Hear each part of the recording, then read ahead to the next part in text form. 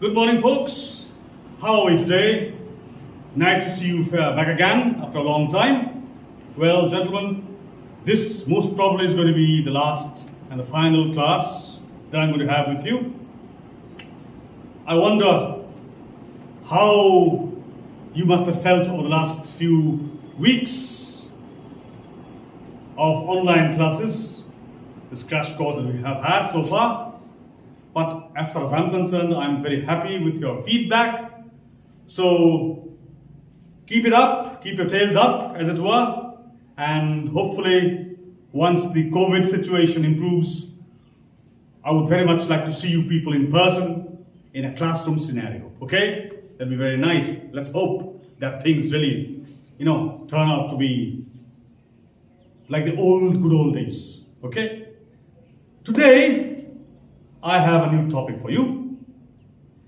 If you will look at the board, literary or poetic devices. Now, if you will recall, in the last class, I discussed something to do with the music of poetry. This is a continuation of that particular class with a few added points. Now, as you will have understood, that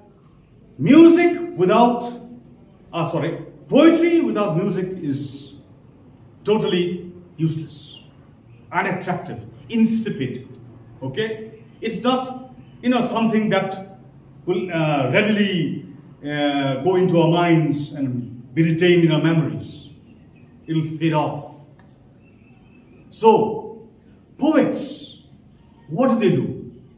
They have at their disposals a number of tools, just like a carpenter. A carpenter has at his disposal a number of tools, like for instance the hammer, the saw, the planer, etc., etc.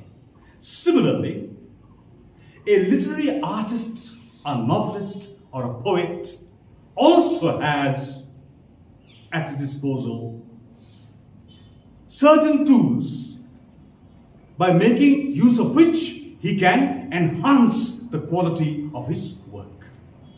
Now, most of us are pretty much familiar with words like simile, words like metaphor, words like alliteration, personification, and there are a few poems in your course wherein these poetic devices are extensively used by the individual poets.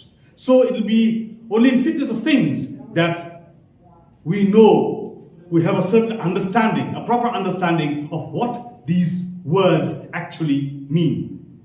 Most of us may say, so it's a simile, without actually knowing what a simile is.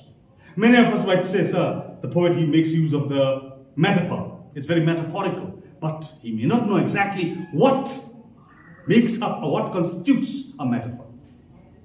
So today we shall dispel such doubts and make you people clear about what a metaphor, what a simile is, and the differences. And we shall talk, of course, in due course of our lecture on things like personification, etc., etc. Okay? Now, let's take the first example, a simile. Now, what is a simile?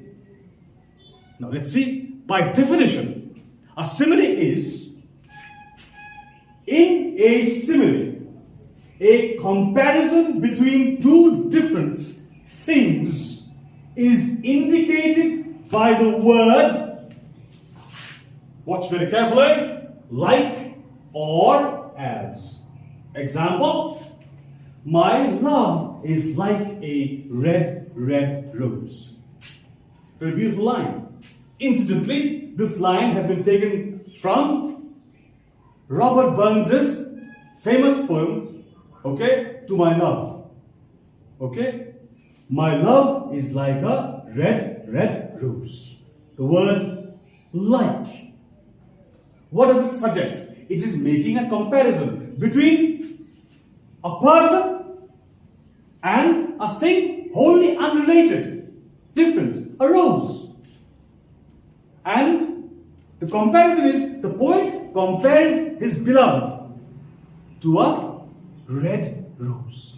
So we can easily find out, or we can easily discern where the comparison lies.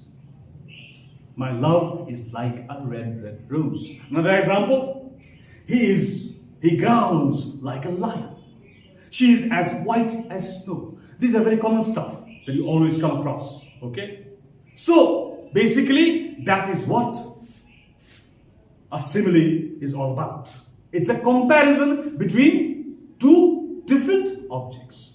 There's a kind of a connection between them. And a simile is very much in widespread use in all across the world. Poets are very fond of similes. Now, what's a metaphor? A metaphor, I have it all for you written down on the board. In a metaphor, a word which is standard or literal, a word in standard or literal usage denotes one kind of quality or action is applied to another in the form of a statement of identity instead of a comparison. That is a metaphor. Remember, a metaphor does not compare between two things. It is a statement of identity. I'll give an example. Say, for instance, a person is very well known for his bravery. He's very brave and courageous. Okay? How would you describe him in terms of a metaphor? Okay? Let's say John. John is a very courageous and brave person. He's fearless. Okay? So, if I use a metaphor to describe John, I would say, John is a lion among his fellow humans. He's a lion among his fellow men. Okay? So there is no such thing as a comparison. I'm using the word lion because everybody knows the lion is the king of the jungle. It's very brave. So in other words, what the poet or what I'm trying to say is, indirectly, that John is as brave and strong as a lion. But here, I'm not making a comparison, I'm making a statement of identity. Okay? So, if I use the same example, the first example, my love is like a red rose.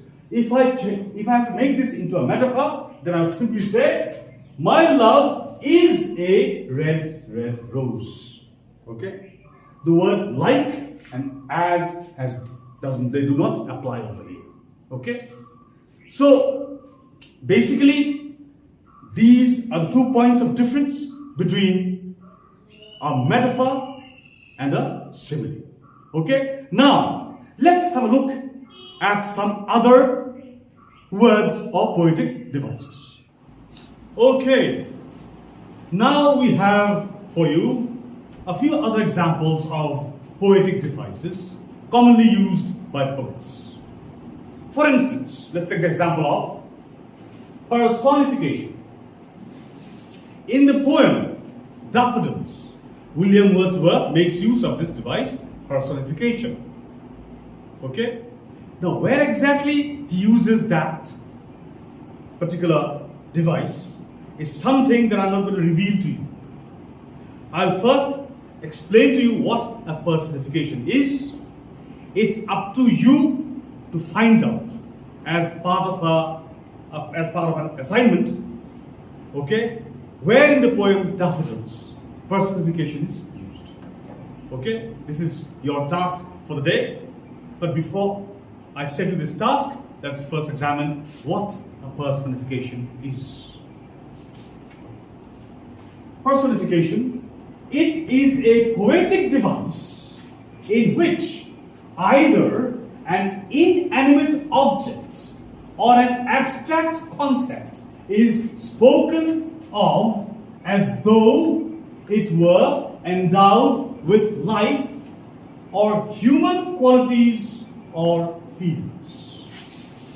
For instance, let me give you an example. It seems I forgot to mention an example. Let's take this example. There's no point writing it down the board. Just listen to me very carefully. Example of a Personification. The whole night the wind moaned and whistled. Huh? Have you noticed one thing? The wind. It's an inanimate object. But how have I described the wind? The whole night the wind whistled and moaned. Okay? Normally a human being whistles. To moan is to cry out in pain. So the wind has been described in human terms. So this is an example of a personification. Very simple. Now let's see if you can spot out the personifications or instance of personification used by the poet William Wordsworth in your prescribed poem, The Daffodils. Let's see. Okay? Now, let's talk about something else. Another very popular literary device. Okay? That is extensively used by poets. It's a favorite with them, and it is called alliteration. Okay? For instance, what's the alliteration?